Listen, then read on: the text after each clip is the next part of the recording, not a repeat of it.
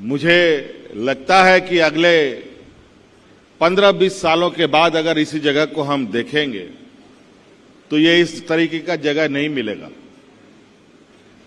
यहां पर नए नए तरह की बिल्डिंगें बन चुकी होंगी या रिहायशी इलाके के रूप में ये डेवलप हो रहा होगा या अलग अलग तरीके से मिला जुला यहां आपको चीजें देखने को मिलेंगी।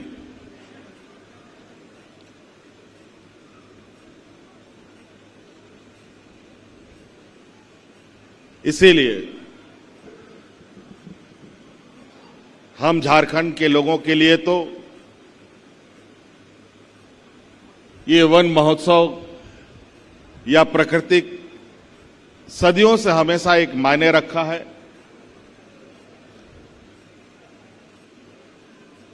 जल जंगल जमीन हम लोगों का जीने का एक जरिया रहा है।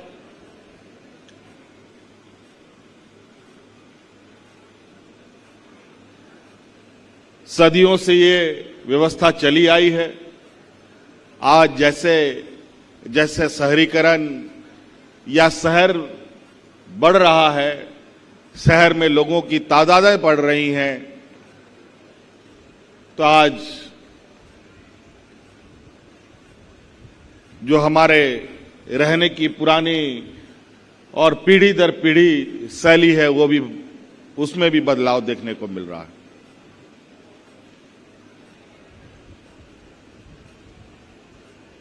ये अब हमें तय करना है कि हम आने वाला समय में कैसे जीवन शैली के साथ इस धरती में रहें, इन जगहों पर रहें।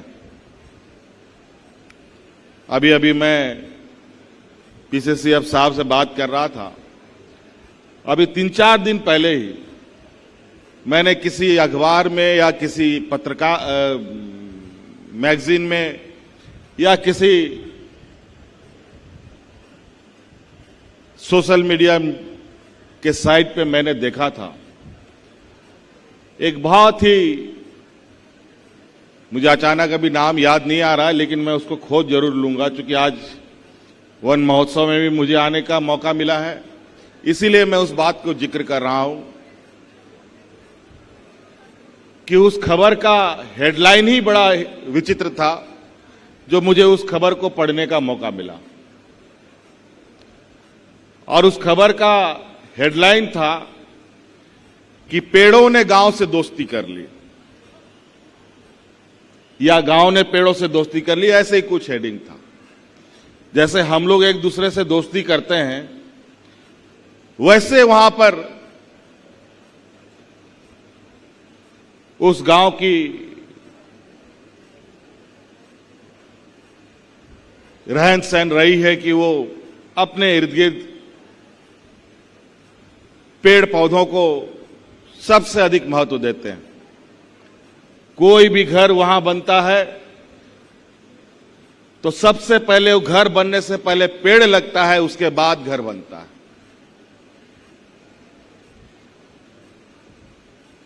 और आज उस गांव में हर एक घर के सामने एक नीम का पेड़ आपको जरूर दिखेगा।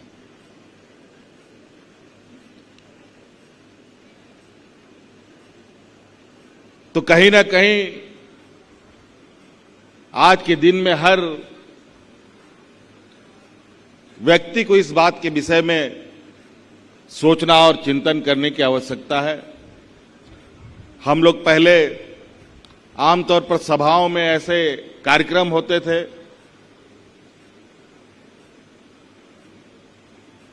तो हमारे पदाधिकारी या विभाग अतिथि, मुख्य अतिथि पदाधिकारियों को सम्मानित करने के लिए, उनका स्वागत करने के लिए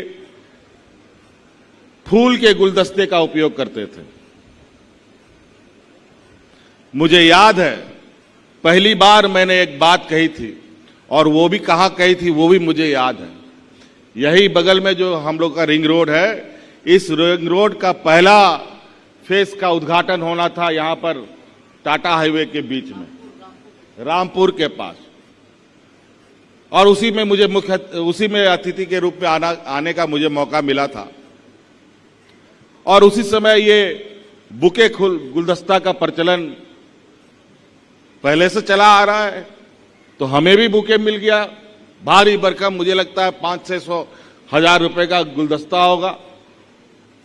तो हमने उसी समय मंच से कहा था कि आप बुके और गुलदस्ता के प्रचलन को खत्म करें, हर एक अतिथि, मुख्य अतिथि को एक वृक्ष उसको स्वागत के रूप में देने का काम करें।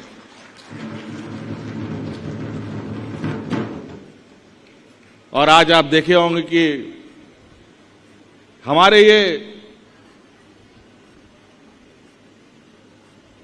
जो जंगल विभाग है, फॉरेस्ट विभाग है, यहां पर भी यही परिपाटी रही है कि गुलदस्ता देने का। लेकिन मुझे लगता है ये बात बोले हुए, ये उद्घाटन हुए, मुझे लग रहा है कि 7-8 साल हो चुका है इस रोड का, 7-8 साल से ऊपर होने जा रहा है ये बात को बोले हुए मुझे कि आप गुलदस्ता किसी अतिथि, मुख्य अतिथि को ना दे, बल्कि उनको एक वृक्ष देकर स्वागत करें। हो सकता है कि वो व्यक्ति ना लगाए, हो सकता है कि उसके साथ चलने वाले लोग अपने घर पे लगा ले।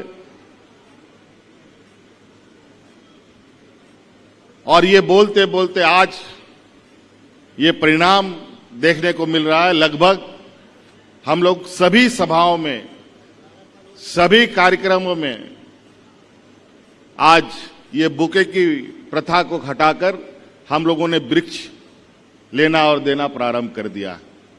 आज मुझे जो वृक्ष मिला है वो भी कहीं ना कहीं लगेगा।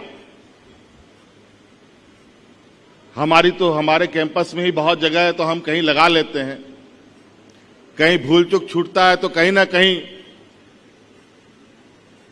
अगर इस पेड़ को कहीं किसी झाड़ी के किनारे छोड़ भी दें तो पता चलेगा ये पेड़ अपने आप कुछ दिनों के बाद अपना जड़ पकड़कर आपके सामने आपके लिए, आपके सेहत की चिंता करने के लिए खड़ा रहेगा। इसीलिए एक दिन में परिवर्तन नहीं होता है। अभी मुझे बताया 11 साल पहले हम ये बात बोले थे, 11 साल बाद आज ये परिवर्तन देखने को मिल रहा है। आज के दिन में भी कहीं कहीं बुके लोग दे देते हैं,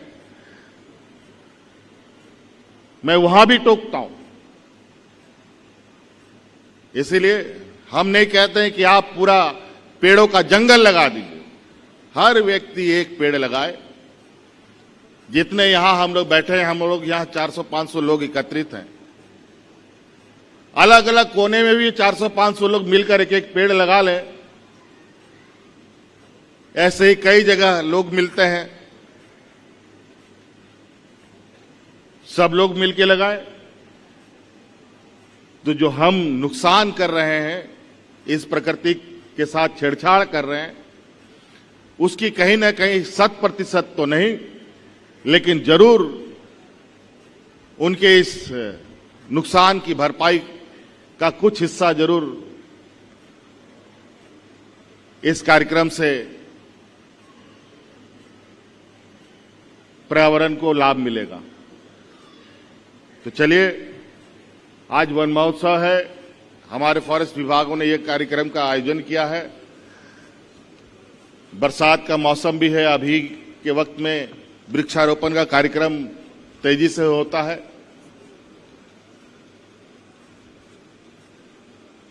और दिनों के अपेक्षा और मौसमों की अपेक्षा, हालांकि ऐसा नहीं है कि सिर्फ बरसात के समय ही पेड़ रोपा जा सकता है। गर्मी में भी पेड़ लगाने वाला, गर्मी के वक्त में कौन पेड़ लग सकता है, वो भी उन पेड़ों की भी उपलब्धता है। हम तो चाहेंगे फॉरेस्ट विभाग से कि आप लोग ये जो वक्त चुनते हैं, इस वक्त को गर्मियों के लिए भी, बरसातों के लिए भी, सर्दियों में भी बहुत पेड़ लगते हैं। आप लोग तो देखते हैं हर समय अलग अलग मौसम में अलग अलग फल फूल देखने को मिलता है। तो ऐसा कोई मौसम नहीं है। रेगिस्तान है तो क्या रेगिस्तान में उसके अनुरूप वहां भी वृक्ष मिलते हैं।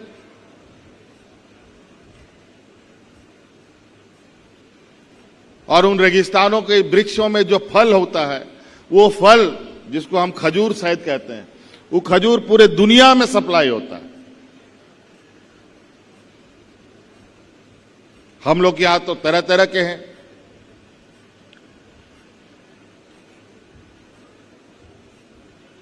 तो इसलिए उसके लिए कोई निर्धारित समय नहीं है, इच्छा शक्ति और लगन की आवश्यकता है। कभी भी आप चाहें वृक्षारोपण आप कर सकते हैं, लेकिन आप इस चिंता के साथ कि ये वृक्ष जिंदा रहे, तो निश्चित रूप से आप गर्मी में लगाएंगे, बरसात में लगाएंगे, जाड़े में लगाएंगे, वो वृक्ष निश्चित रूप से जीवित रहेगा। तो मैं निवेदन आशा करूंगा कि सब इस वन महोत्सव के माध्यम से इन कार्यक्रमों में जुड़े और पर्यावरण को